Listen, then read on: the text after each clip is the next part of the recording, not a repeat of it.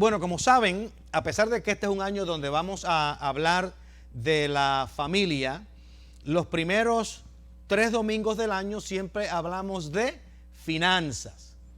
Hablamos de finanzas. Y eso es una tradición que llevamos ya 14 años para 15 celebrando, y hoy vamos a hablar un poco de finanzas. Pero le vamos a dar, como siempre, quizás una vuelta un poquito diferente en cómo nos enfrentamos a este concepto de las finanzas. Y el tema de hoy va a ser que el vivir una vida abundante es una decisión. El vivir una vida abundante no es un accidente. El vivir una vida abundante no es un caso de suerte, sino que es una decisión que las personas toman. Así que yo les quiero invitar para que vayan conmigo a Mateo capítulo 6, verso 19 al 24. Y ahí vamos a leer una porción que el Señor nos deja en su sermón del monte, como le decimos. El sermón del monte que el Señor habla, que fue su proceso más extenso de predicación. Amén. Y dice la palabra del Señor con la bendición del Padre, del Hijo y del Espíritu Santo. No os hagáis tesoros en la tierra, donde la polilla y el orín corrompe, y donde ladrones minan y hurtan, sino haceos tesoros en el cielo, donde ni la polilla ni el orín corrompe, y donde ladrones no minan ni hurtan.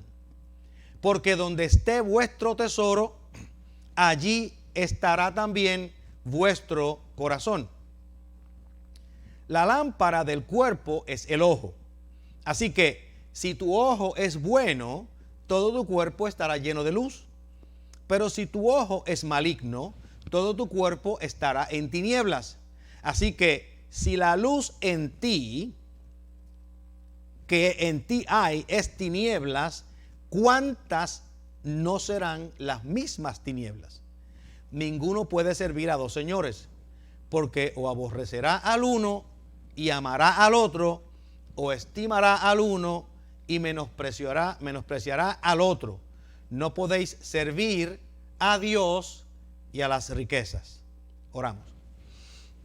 Señor, te damos gracias por este tiempo, por esta bendición, por este pasaje. Pedimos que sea de bendición para nosotros, que podamos crecer, que podamos entender, Señor, tu mensaje para nosotros en el día de hoy.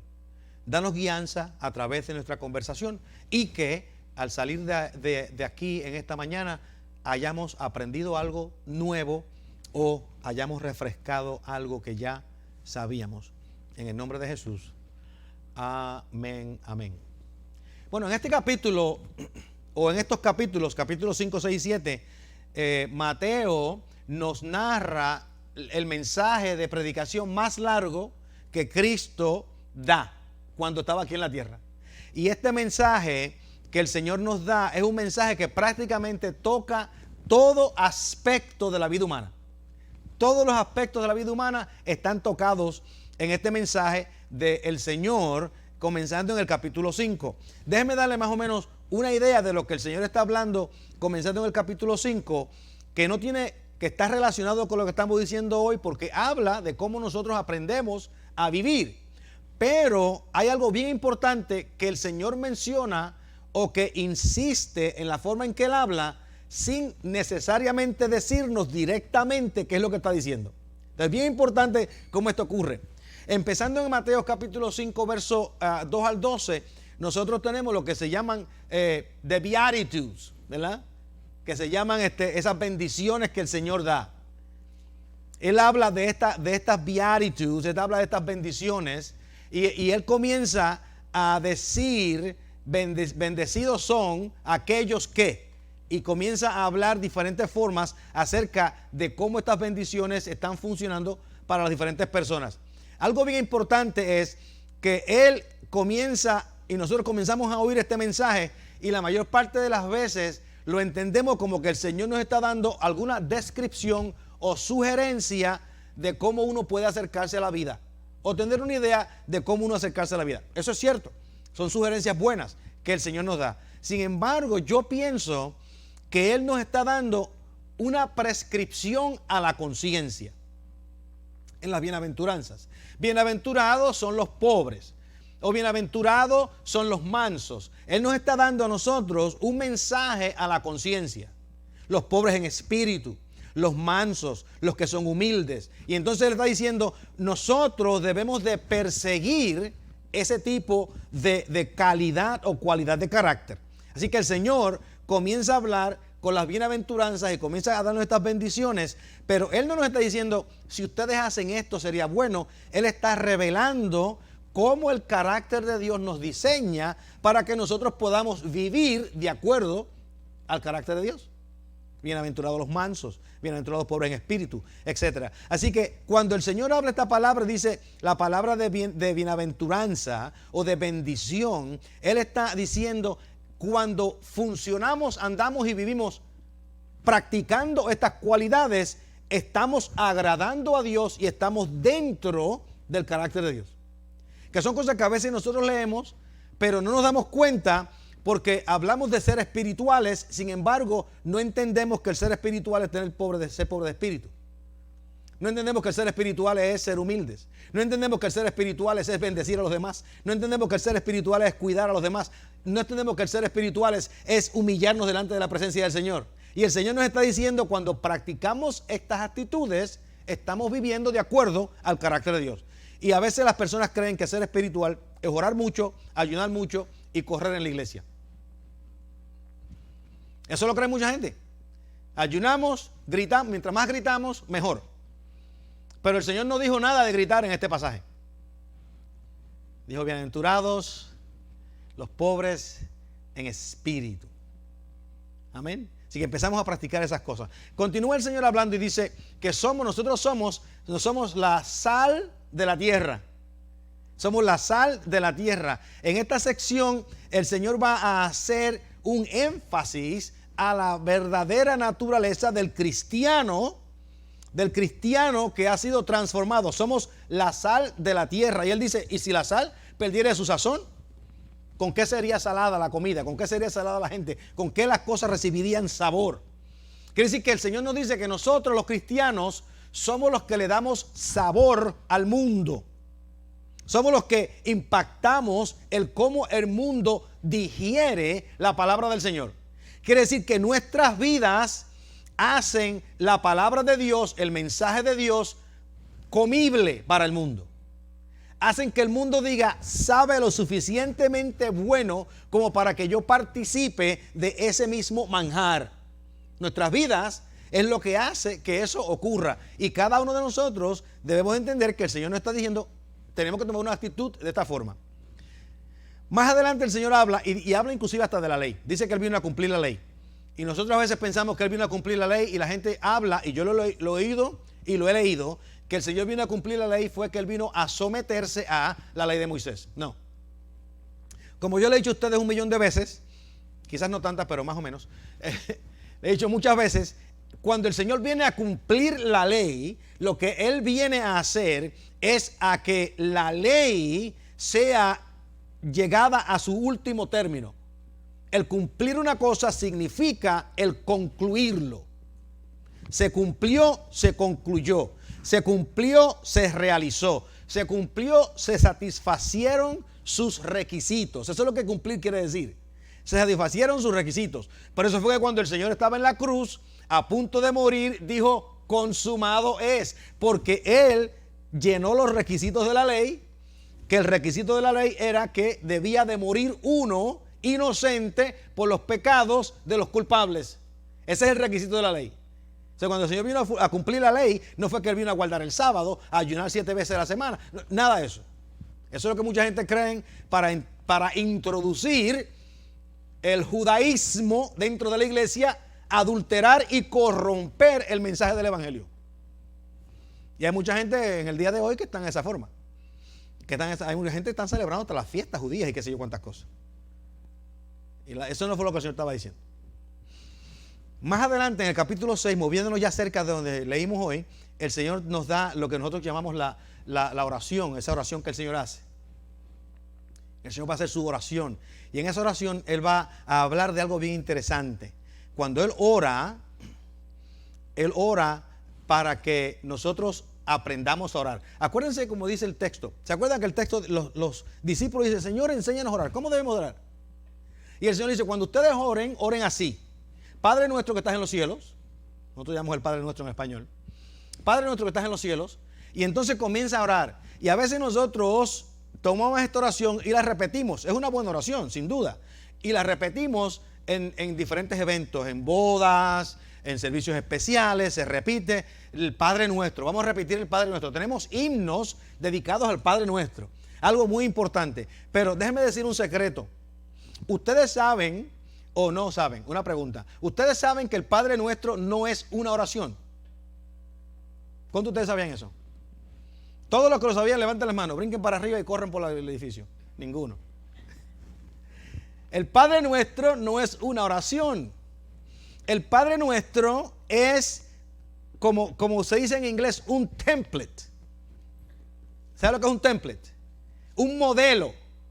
Una forma en que nosotros debemos de orar. Vamos a suponer que usted en su computadora tenga un modelo de cómo hacer un resumen para un trabajo. Y usted va a su computadora y abre y hay modelos de cómo hacer el resumen para un trabajo, ¿cierto? Si usted va a aplicar para un trabajo y cuando usted aplica para el trabajo, ¿usted envía el templete para el trabajo o usted hace un resumen que vaya con sus cualificaciones? El Señor nos da un templete para que nosotros aprendamos a orar cuando nos acercamos a Dios. Yo los veo a ustedes mirándome como quien dice, aquí nos fuimos por allá en una tangente que no sabemos para dónde vamos. Nos da un templete de cómo orar. Y el Señor hace su oración. Padre nuestro que estás en los cielos. Él nos está diciendo a nosotros cuando comencemos a orar, lo primero que debemos de hacer es reconocer a Dios como Padre. Entramos a la presencia de Dios con reverencia. Nuestra oración debe ser una oración donde nosotros le pedimos que la voluntad de Dios se haga en la tierra como se hace en el cielo. Quiere decir que cuando oramos, no estamos orando, Señor, que se haga tu voluntad en la tierra como se haga en el cielo, sino decir, Señor, que tu voluntad, que tus propósitos, que tu carácter, que tu vida se meta en la de nosotros, nos transforme en la de nosotros para que nosotros comencemos a vivir de acuerdo a ti. Es un templete. Nosotros lo oramos como una oración, es bueno recordarlo, porque si nos memorizamos el templete podemos presentar el mensaje delante del Señor. Pero ese momento, ese plan, no es lo que el Señor quiere oír, sino que Él quiere que nosotros diseñemos nuestro resumen basándonos en lo que nosotros conocemos y entendemos de nosotros mismos. Así que hoy aprendieron algo nuevo. La oración del Señor es un templete, no una oración en sí. Y al final del capítulo el Señor nos dice, no estén ansiosos por nada. ¿Cuántos de ustedes han estado ansiosos por algo? Recientemente nos da ansiedad por muchas cosas. A nosotros a veces nos da ansiedad hasta en la preparación de una fiesta. Preparar una fiesta que lo vamos a fiestar nos da ansiedad. Usted no ha oído personas que se ponen ansiosos cuando están preparando una boda. Es una celebración grande. Los que se van a casar están anticipando el momento de una forma espectacular y todo el mundo ansioso alrededor de ellos. Porque nos ponemos ansiosos por muchas cosas. El Señor dice, no se pongan ansiosos por nada. Porque Dios conoce todas las cosas que ustedes necesitan. Él conoce todas las cosas que son importantes para su vida y aprendan a depender en el Señor. En otras palabras, respiren un poquito, tomen aire, pónganse de pie, den una vuelta, piensen en nada, agarren las cosas suavecito y continúen el proceso de vida. No estén ansiosos por nada. Ahora, ¿qué hay en todas esas palabras, antes de entrar en el texto de hoy, qué hay en todas esas secciones que yo le menciono que es común para todas? Todas son una apelación a que nosotros tomemos decisiones, a que nosotros entendamos el mensaje de Dios y tomemos decisiones que van a ser de bendición para nosotros y para los que están a nuestro alrededor.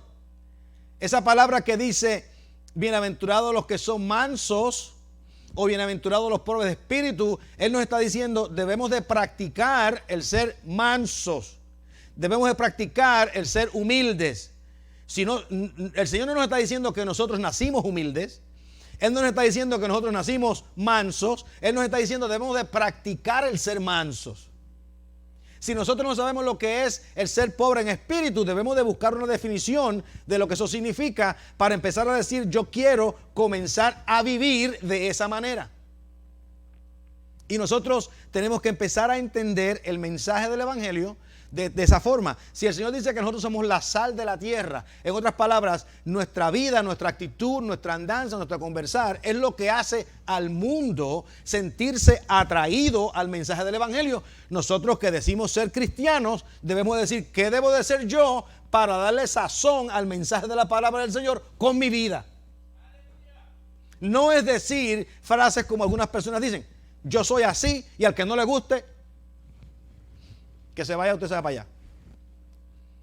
Yo soy así, en otras palabras, yo soy así, soy salvo, el Señor me salvó, reclamo, pero yo no voy a cambiar, ni por usted, ni por Dios, ni por mí mismo. Yo voy a quedarme como estoy y voy a seguir siendo así hasta que el Señor venga y al que le moleste, que le molesta. Yo digo la verdad aunque le duela a quien le duela. Estoy de frente a decir eso. Yo soy tan y tan honesto que no le caigo bien a nadie de la forma en que hablo.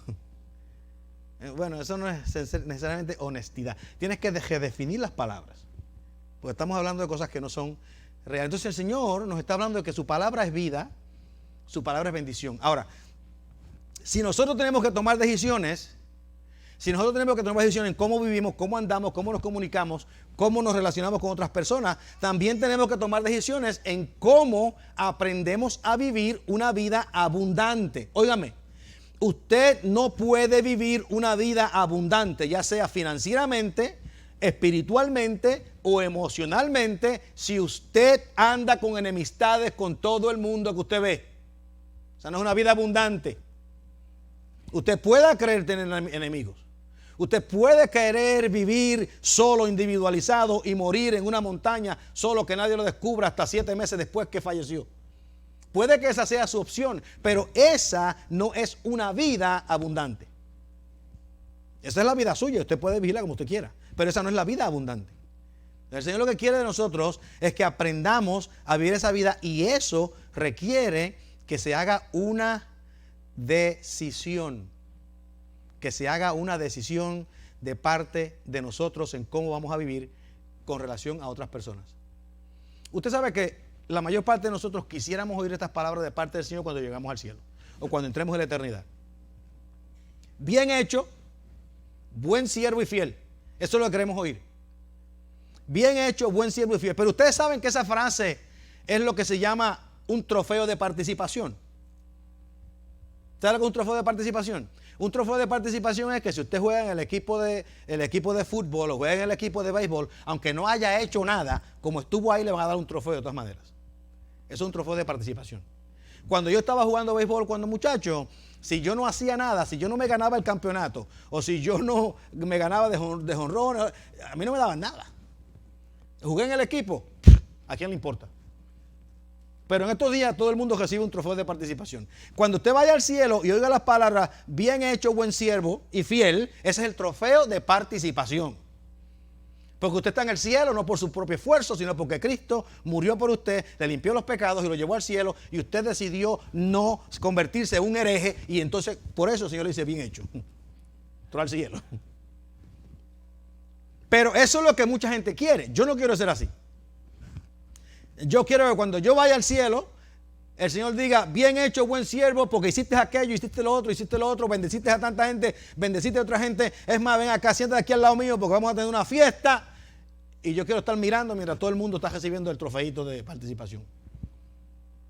Yo le voy a dar a ustedes el trofeo de participación de ustedes con el Señor. Acá está el trofeo de participación de fulano de tal. Yo digo esto no en el sentido de que uno no sea mejor que el otro, en el sentido de que nosotros debemos de aspirar a una vida en el Señor que sea el tipo de modelo que anime al mundo a desear esta vida. Eso es una vida abundante. Así que yo les voy a compartir con ustedes 3 secretos hoy. Rapidito, 3 secretos que debemos nosotros de de entender en lo que el Señor nos está hablando en el día de hoy. El primer secreto que yo le quiero compartir es que prioridades propiamente definidas van a determinar su calidad de vida. Prioridades propiamente definidas van a determinar su calidad de vida. Mira lo que dice el Señor en el versículo 19.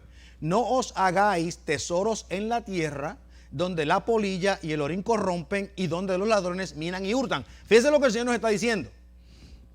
No os hagáis tesoros en la tierra. En otras palabras, no pongan el valor en las cosas temporeras y físicas. Porque las cosas temporeras y físicas se pudren, se corrompen, se pierden, se dañan y con el tiempo pierden su uso. Ya Él comenzó a decirnos no solamente el qué no debemos hacer, sino el por qué no lo debemos hacer. No hagáis tesoros en la tierra donde, ¿por qué? La polilla y el orín lo van a corromper, se van a dañar, se van a perder. Así que el Señor estaba enfocado utilizando el proceso de las finanzas para afinar nuestra intención y nuestra forma de cómo nosotros debemos hacer prioridades, de cómo nosotros debemos de enfocar nuestras mentes a hacer lo que es propio. Así que Él va a hablar de las finanzas y dice, si no, haceos tesoros en el cielo. Y Él utiliza la palabra tesoros en la tierra porque nosotros todos entendemos el poder del dinero. Y Él entonces utiliza la palabra tesoro y le da una connotación espiritual, una implicación espiritual, donde nosotros vamos a construir nuestras vidas de tal manera que Dios sea el que esté acumulando en el banco espiritual en el cielo, el cómo nosotros estamos viviendo. ¿Me están siguiendo? Porque esto es algo bien importante. El Señor dice, tenemos que aprender a hacer unas prioridades, definirlas propiamente para poder vivir una vida que sea abundante. Porque el Señor dice, si nosotros establecemos esos tesoros en el cielo, nuestra vida aquí en la tierra va a tener un significado y una importancia mucho más elevada que el resto de las personas. Debemos de entender que cuando nuestro enfoque es en las cosas temporales, en las cosas físicas, nosotros vamos a perder mucho tiempo protegiendo lo físico sin darnos cuenta que lo más importante es lo espiritual. La vida suya es más importante que lo que pasa alrededor suyo. Ahora, yo entiendo que nosotros somos criaturas físicas. Somos de carne y hueso. Vemos el mundo desde una perspectiva física. Y como gente de carne y hueso, nuestra tendencia es enfocarnos en las cosas que podemos ver. Cuando la podemos ver, nos enfocamos en eso. Y eso el Señor no quiere decir que nosotros no debamos tener prioridades en cómo vivimos en la tierra. Yo creo que es una buena idea que los cristianos tengan una cuenta para retiro. Yo creo que es una buena idea que los cristianos tengan seguros de vida. Yo creo que es una buena idea que los cristianos tengan ciertos ahorros para emergencia. Todas esas cosas son importantes, pero todas esas cosas son importantes siempre y cuando nosotros tengamos las prioridades espirituales en su propio orden. Y cuando establecemos esas prioridades espirituales, nuestra calidad de vida va a definitivamente mejorar. Así que el mensaje del Señor fue más o menos simple, fue bastante simple. Él estaba diciendo, si queremos vivir una vida abundante aquí en la tierra, nuestros corazones tienen que ser transformados por la palabra de Dios para que no seamos consumidos por las cosas físicas, superficiales y temporales. Las cosas físicas tienen que tenerlas, las cosas físicas hay que tenerlas, tenemos que tener casa, tenemos que tener carro, tenemos que tener computadora, no tenemos que tener todas esas cosas, pero tenemos que tener algunas de esas cosas. Y en estos tiempos tenemos que tener esas cosas, son importantes tenerlo, y no es malo tenerlo, y no es difícil tenerlo, pero lo que el Señor quiere es que cuando tengamos esas cosas, que esas cosas nunca se conviertan en un obstáculo para nuestra vida espiritual. El segundo secreto es este. Está relacionado porque vamos a seguir en este proceso. El primer secreto significa que nosotros tenemos que establecer unas prioridades propiamente definidas para vivir una vida abundante. Una vida abundante con con prioridades propiamente definidas. El asunto es cómo nosotros podemos establecer esas prioridades. ¿Qué necesitamos saber o qué necesitamos hacer para establecer esas propiedades? Este es el segundo secreto. Nuestra habilidad, y esto tenemos que desarrollarlo, de entender el mundo como es, va a influenciar el cómo nosotros hacemos esas prioridades. Nuestra habilidad de ver el mundo como es va a influenciar el cómo nosotros establecemos las prioridades de nuestra vida. ¿Usted se acuerda que el Señor dijo, la verdad te hará libre? Lo opuesto también es real. La mentira te va a esclavizar. La verdad te hace libre, la mentira te esclaviza. Y esto es bien importante, que nosotros los cristianos sepamos distinguir entre las mentiras y las verdades. Tenemos que saber distinguir entre una y la otra. El problema que nosotros tenemos es que hay tanta información en el mundo. Hay tanta información en la televisión.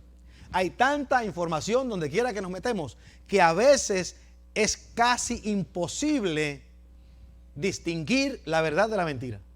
Porque la gente que dice las mentiras las dicen con tanta convicción que uno dice, tiene que ser verdad lo que están diciendo. Hay un escritor que yo de vez en cuando leo y Víctor y yo comentamos, y él dice, tiene un principio. Él dice, cualquiera que sea la forma o la descripción oficial de un evento o una situación que venga de parte del gobierno, usted puede estar seguro que es mentira. Cualquier sea la posición oficial del gobierno, es mentira. En otras palabras, las personas que están en cargo de los gobiernos, los políticos, su interés no es decirnos la verdad, sino que es decirnos lo que sea para controlarnos y manipularnos. Así que si usted está creyendo lo que el gobierno está diciendo, acuérdese que está creyendo posiblemente una mentira. O por lo menos una verdad a menos de media. Porque a veces ni siquiera la mitad de las verdades.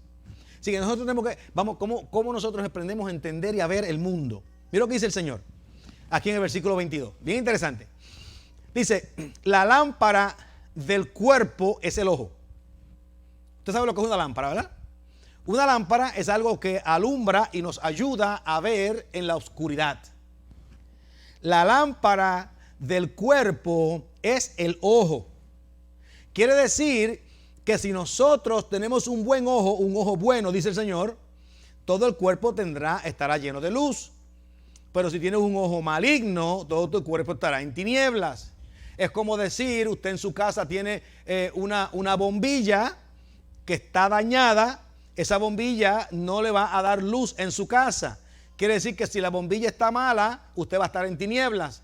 Pero si la bombilla está buena, cuando usted prende la bombilla, le va a dar luz en su casa. ¿Cómo influencia esto en quiénes nosotros somos? En cómo nosotros funcionamos. ¿Qué es lo que significa el ojo? ¿Qué es lo que significa la luz del cuerpo? El ojo significa el cómo nosotros recibimos y absorbemos información. Y si esa información que recibimos y absorbemos y creemos es buena, nosotros vamos a tener luz en nosotros. Pero si esa información que recibimos es mala, nosotros vamos a tener tinieblas en nosotros, porque vamos a hacer decisiones que no sean saludables ni para nosotros ni para aquellos que se relacionan con nosotros. Quiere decir que nosotros tenemos que tener mucho cuidado en la información que recibimos y el cómo la asimilamos o la aceptamos en nuestras vidas. Porque el ojo significa que estamos recibiendo información y esa información va a tener un impacto en quiénes somos. Decía en una ocasión alguien, si tú te crees que eres un martillo, todo lo que ves se va a parecer un clavo. Porque la persona que se ve de una forma, todo lo que ve lo asocia el cómo la persona es. Y nosotros como creyentes tenemos que vernos un poquito diferente. Así que en este secretito de cómo nosotros, la información que recibimos va a tener un impacto en nuestras prioridades, yo le quiero decir un par de cositas más. Y lo primero que les quiero decir es esto. La vida es un intercambio de cosas. Todas las decisiones que nosotros hacemos, estamos haciendo una selección y un intercambio de dos cosas. Son decisiones consistentes y constantes. Cuando usted decide ir a comer a McDonald's, usted hizo un cambio, decidió no ir a Burger King. Cuando usted decide ir de vacaciones a Panamá, usted hizo un intercambio, decidió no ir a Guatemala. Nosotros estamos siempre intercambiando este tipo de cosas. Hace muchos años atrás yo aprendí este secreto de una forma bien interesante. Estamos hablando cuando yo tenía 10 años. Todavía en el mundo habían dinosaurios, o sea, una cosa hace muchos años. Y me acuerdo, en Puerto Rico antes no se celebraba Christmas ni Santa Claus, Navidad. Celebrábamos el Día de los Tres Reyes Magos. Y tiene sentido que celebremos el Día de los Reyes Magos porque los Reyes Magos fueron los que le llevaron regalos al Señor. Santa Claus no le llevó ni un regalo al Señor. Los que le llevó regalos al Señor fueron los Reyes Magos. Santa Claus no estaba por ningún sitio cuando eso pasó. Y nosotros celebramos los Reyes Magos. Bueno, este año en particular, yo tenía como 10 años, uno de nuestros amigos del barrio recibió un carrito de control remoto. En el 1966, un carro de control remoto es una de esas cosas absolutamente increíbles que no se veían nada más que en las películas del futuro. El carro no hacía nada. Cogía de aquí a allí un chispito con la batería, una cosa espectacular. Tenía hasta un cable que tú tenías, estaba conectado con un cable porque no era individual, sino que con el cablecito uno arrastraba el trapo de carro. Bueno, la cosa fue que le dejaron al muchacho un carro con el control remoto. Había otro amiguito del barrio que le habían regalado un muñequito de lo que podríamos decir como un G.I. Joe. El carrito de control remoto en el 66 costaba como $15, $17. El muñequito de G.I. Joe costaba como $1.50. De alguna forma, el amigo que recibe el G.I. Joe convence al amigo del carrito de control remoto de cambiar los regalos, porque él le dijo al amigo del carrito de control remoto que el G.I. Joe sabía nadar. Estamos recibiendo información. Entonces, para demostrarle que el G.I. Joe sabía nadar, lo puso en el agua y como puede flotar, le dio un empujoncito y se veía el muñequito nadando para el otro lado del sitio. Hicieron el cambio. Al muchachito que tenía el carrito de control remoto le dieron una pela en la casa por haber hecho el cambio con el otro, porque lo habían tomado de tonto. Información. ¿Cómo llegaron a tomar esa decisión? Y yo me di cuenta que antes de uno hacer un intercambio en la vida, debe de tener buena información acerca de las consecuencias de ese intercambio. Eso lo aprendí yo cuando tenía 10 años. Y lo he seguido practicando a través de toda la vida. Mire, en el béisbol, que yo soy un fanático del béisbol, se han hecho unos cambios increíbles. En el 1965, los Rojos de Cincinnati cambiaron a un señor que se llama Frank Robinson, que vino a ser un superestrella y miembro del Salón de la Fama del béisbol, por un lanzador de los Orioles de Baltimore que se llamaba Mil Papas. A Mil Papas yo creo que ni en su propia casa lo conocen. Y Frank Robinson vino a ser una superestrella del béisbol. Es uno de esos cambios en la historia que no entendieron las consecuencias de ese cambio. Cada uno de nosotros debemos de entender que la vida es un intercambio. Si usted no entiende eso, usted va a hacer proposiciones y cambios fallidos. Tiene que entender que hay un intercambio. Debe de aprender a apreciar las cosas que usted tiene, entender el valor de las cosas que usted tiene o de las cosas que va a adquirir. ¿Cuál es el valor? La segunda cosa que le quiero decir es que nosotros todos tomamos decisiones basándonos en lo que sabemos. Todos tomamos decisiones basándonos en lo que sabemos. Quiere decir que si lo que sabemos es falso, vamos a tomar decisiones basándonos en mentiras o en cosas falsas que van a traer consecuencias negativas. Pero si lo que sabemos es cierto, vamos a tomar decisiones sabias. Si cuando el ojo es bueno, tomamos decisiones buenas. Cuando el ojo es malo, tiene información mala, tomamos decisiones malas. Nosotros tomamos decisiones basándonos en lo que nosotros sabemos. Y yo tengo un dicho que dice, si usted tiene una mala idea, quédese con ella. Y la gente me pregunta, ¿y cómo yo puedo saber si una idea es mala? Gracias por preguntar, yo le voy a contestar la pregunta hoy. Una idea es mala cuando es egoísta. Una idea es mala cuando es egoísta y la persona que viene con la idea solo piensa en el beneficio que le va a traer a él o a ella. ¿Ustedes se acuerdan de Hechos capítulo 4? Ananías y Zafira decidieron, vamos a vender el terreno, le vamos a llevar el dinero a la iglesia, pero lo que vamos a hacer es que nos vamos a quedar con una porción, le llevamos el dinero a la iglesia y así todo el mundo va a creer que nosotros somos generosos y hacemos una ganancia en el proceso. Y fueron y dijeron, y nadie se va a enterar. Un error grande, porque Dios conoce todas las cosas. Hay cristianos que dicen, yo cobré y me resulta de beneficioso quedarme con $15 extra de los diezmos. Nadie se va a enterar. Yo no me voy a enterar, porque yo no le he preguntado a usted cuánto hizo. Pero Dios sabe, y si nosotros queremos vivir en una forma abundante, tenemos que tomar decisiones buenas. Y decisiones buenas no pueden ser decisiones malas, porque las decisiones malas son egoístas.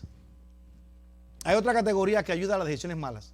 Las decisiones malas son decisiones vengativas. Son decisiones vengativas. Eso es cuando nosotros salimos con una decisión solamente con el propósito de vengarnos de otra persona. ¿Ustedes se acuerdan de Daniel? En el capítulo 6, los gobernadores y los sátrapas y otros líderes de Babilonia van donde el rey Darío y le dice, yo quiero que tú establezcas una ley de que en los próximos 30 días nadie le ore a ningún otro Dios que no seas tú. Y el rey Darío dijo, fantástico, yo soy un Dios, que me oren a mí. Y pone la ley, pero ellos venían con otras intenciones. Las intenciones eran que ellos sabían que Daniel oraba al Dios de Israel. Y cuando Daniel orara al Dios de Israel, lo iban a tirar al foso de los leones. Esa es una decisión mala porque es una decisión vengativa. Y las decisiones malas son decisiones superficiales. La decisión superficial es cuando una persona toma una decisión o busca una decisión o una acción temporera o para resolver un síntoma temporero sin realmente resolver el problema mismo. ¿Ustedes se acuerdan de Sara? Sara no tenía hijos. No podía tener hijos. Ella era estéril. Y decide entregarle su esclava a Abraham para que le diese un hijo a Sara. Eso es una decisión superficial para resolver un problema temporero que resultó en dolores de cabeza que estamos todavía experimentando hoy. Así que si usted tiene una mala decisión, usted tiene una mala opinión o una mala idea, quédese con ella. Porque el traerla para afuera va a crear problemas para todo el mundo. Son egoístas, son vengativas y son superficiales. Así que, déjeme cerrar con estas palabras. La verdad nos va a llevar a ser leales a Dios, a serle fieles a Dios, que es la fuente de nuestra vida abundante. Si queremos tener una vida abundante, tenemos que establecer prioridades propias. Si queremos establecer propiedades propias, tenemos que saber distinguir entre la verdad y la mentira. Entrenar nuestro ojo para poder ver la verdad y la mentira. Y una vez aprendamos a discernir entre la verdad y la mentira, podemos entonces adaptar la verdad de Dios y con esa verdad serle leales a Dios y Él es nuestra fuente de vida abundante. Y cerramos el círculo. El Señor dice estas palabras: ninguno puede servir a dos señores, porque o aborrecerá al uno y amará al otro, o estimará al uno y menospreciará al otro. No podéis servir a Dios y a las riquezas. Así que si nosotros establecemos, empezando por el final, a Dios como nuestra prioridad de vida y comenzamos a hacer tesoros en el cielo, podemos tener una vida abundante, no solamente espiritualmente, sino financieramente. Amén. No piense que cuando usted da sus ofrendas y sus diezmos, me los está dando a mí. piense que usted está contribuyendo al reino de Dios, siéndole fiel a Dios, y Dios es el que le va a dar la vida abundante, no yo. Amén. Porque yo soy tan temporero como lo es usted. Nos ponemos en pie. Aleluya. Y oramos. Señor, te damos gracias por esta mañana, por esta bendición. Pedimos que continuemos creciendo en ti, entendiendo las prioridades que tú nos estableces y que podamos continuar, Señor, siendo fieles en nuestras acciones y en nuestras vidas. En el nombre de Jesús. Amén.